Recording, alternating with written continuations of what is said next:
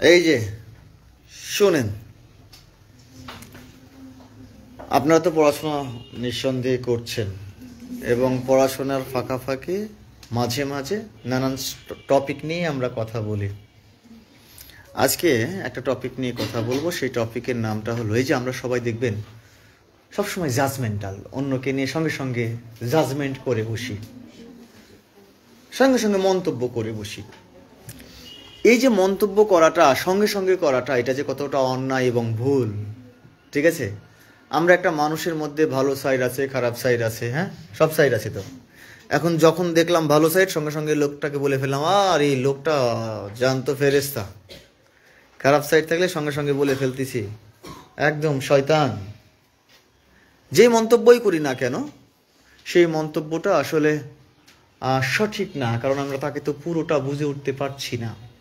তো এরকম একটা সমস্যা নিয়ে আমি এটা একটা রেফারেন্স টানবো। একটা রাজা একটা বিভ্রান্তির মধ্যে পড়লো যে আসলে এই এত সঙ্গে সঙ্গে কারো ব্যাপারে জাজমেন্ট করে ফেলাটা অন্যায় বেসিক্যালি, আর করতে না পারাটাই কিন্তু আবার ধৈর্যের পরিচয়। তো আমি চাই আমার ছেলে মেয়েরা তো মানসিকভাবে অনেক উন্নত আমি বিশ্বাস করি, এবং তাদেরকে শিক্ষা দীক্ষার ক্ষেত্রে শুধু একাডেমিকভাবে লিটারেচার পড়লেই যে মানুষ শিক্ষিত হয় তা কিন্তু না। তুমি অনেক শিক্ষিত, কিন্তু যাকে তাকে দেখে একটা মানুষ সঙ্গে সঙ্গে মন্তব্য করে ফেললাম, সঠিক তো নাও হতে পারে। এই জন্যই আজকের এই কথাটা আমি তোমাদের সামনে মানে উদাহরণ হিসেবে নিয়ে আসতে চাই। সেটা হলো, কখনো কাউকে দেখে ইনস্ট্যান্ট তার ব্যাপারে মন্তব্য করে ফেলো না। এই জিনিসটা নিহাতি অন্যায়। তো রাজা এই ব্যাপারটা উপলব্ধি করবার পরে তার দুইটা ছেলে আছে, কেমনে এই ছেলেদের মধ্যে থেকে এই ইনস্ট্যান্ট জাজমেন্টাল ব্যাপারটাকে দূর করব, এই মর্মে সে একটু চিন্তায় পড়লো এবং অবশেষে একটা পরীক্ষা করার জন্য এবং তাদের ফিলোসফি চেঞ্জ করবার জন্য একটা ছেলেকে বললো যে অমুক জায়গায় আমি একটা বাগান কিনেছি, একটা জায়গা কিনেছি, তুমি এই জায়গাটা একটু দেখে আসো। এই বলে একটা ছেলেকে পাঠালো। এখন ওই ছেলে গিয়ে দেখে যে বিশাল প্রান্তর, যেখানে রাজা কিছু গাছ লাগিয়েছে ফুল ফলের, সেই গাছগুলোতে ফুল ধরেছে, কিছু গাছে ফল হয়েছে, এবং মানে এত চমৎকার দৃশ্য, শুধু দৃশ্যই না, এই নানান রকম বাহারি ফুলের গন্ধে পুরো এলাকাটা একদম মুখরিত। একটা অদ্ভুত একটা সিনারিও তৈরি হয়েছে। বিভিন্ন মানে প্রান্ত থেকে লোকজন এই একটা চমৎকার জায়গা দেখবার জন্য সেখানে এসেছে, এবং সবার মুখে এই রাজার প্রশংসা, রাজা দারুণ একটা কাজ করেছে। এটা যেন দুনিয়াতেই স্বর্গের একটা অনুভূতি পাবার মতো একটা জায়গা।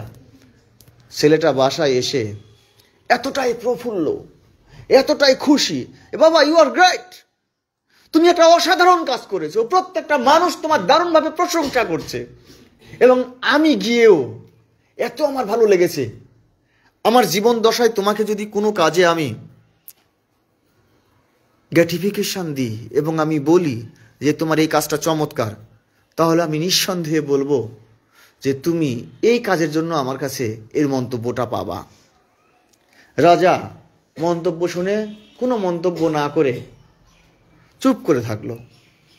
2-3 মাস পরে রাজা আরেকটা ছেলেকে ওই একই জায়গায় পাঠালো।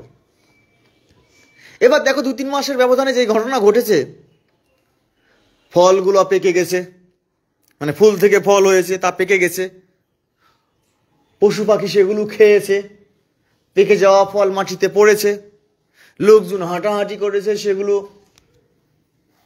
খোঁচাখুচি করেছে, মারাই করেছে, বৃষ্টি হয়েছে, সব কিছু মিলে একটা দুর্গন্ধময় এলাকায় পরিণত হয়েছে, দারুণভাবে একটা বাজে এলাকায় পরিণত হয়েছে। এখন ও ছেলে, রাজার ছেলে, আশেপাশে যাইতে দূর থেকে আসা দুর্গন্ধে সে একদম অতিষ্ঠ, বিরক্ত। তাড়াতাড়ি করে বাসায় চলে এসে বলে, বাবা তোমার কোনো কাণ্ডজ্ঞান আছে? তুমি এরকম একটা নোংরা জায়গায় পাঠানোর সাহস পেলে কোথা থেকে? তোমার প্রতি তো আমার কনফিডেন্সটাই কমে গেছে, তোমার এরকম রুচি, তুমি এরকম একটা বাজে কাজ করতে পারো যে এলাকাটায় চারিপাশে দুর্গন্ধযুক্ত এবং আবর্জনাযুক্ত, দারুণ বাজে লাগছে।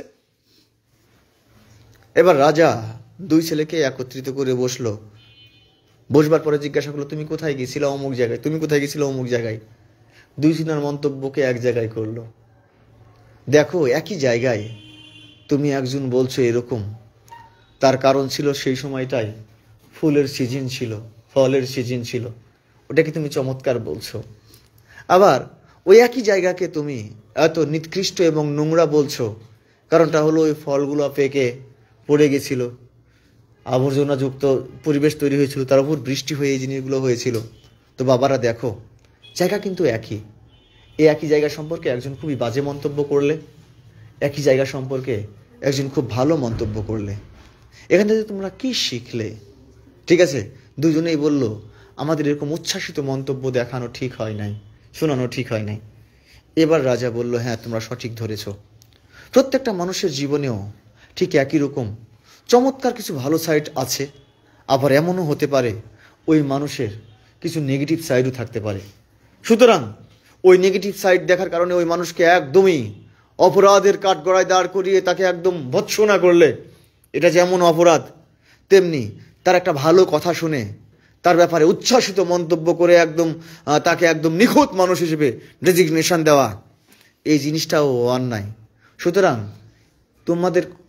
তোমাদের কাছেও আমার এটা আপত্তির জায়গা, এবং উদাহরণ দিয়ে আমি সেটাই বোঝাতে চেয়েছি যে কোনো মানুষের ব্যাপারে আমরা সাধারণত দেখো বাবা, পুরো পৃথিবীতে অসংখ্য কম্পোনেন্ট আছে, তার মধ্যে সবচেয়ে প্রমিনেন্ট এবং যেটা নিয়ে মানুষকে জ্ঞান অর্জন করতে হয় সেটা হলো সামাজিকতা নিয়ে।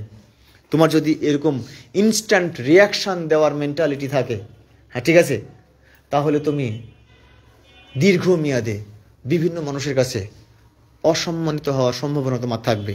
প্রাসঙ্গিক কারণে আমি রিকোয়েস্ট করব তোমাদেরকে যে তোমরা সঙ্গে সঙ্গে জাজমেন্ট দিও না, সঙ্গে সঙ্গেই কথা বলো না। হতেও পারে তুমি যা দেখেছো সেই জিনিসটা রং হতে পারে, আর এটাই হলো তোমার ধৈর্য, আর এটাই হলো তোমার পার্সোনালিটি। আমি খুব দৃঢ়ভাবে বিশ্বাস করি আমার ছেলেমেয়েরা আগামী দিনে দারুণ পার্সোনালিটি সম্পন্ন মানুষ হবে, সকলকে রেসপেক্ট করা শিখবে এবং সবসময় পজিটিভ কথা বলা শিখবে। যাই হোক, ধন্যবাদ সবাইকে।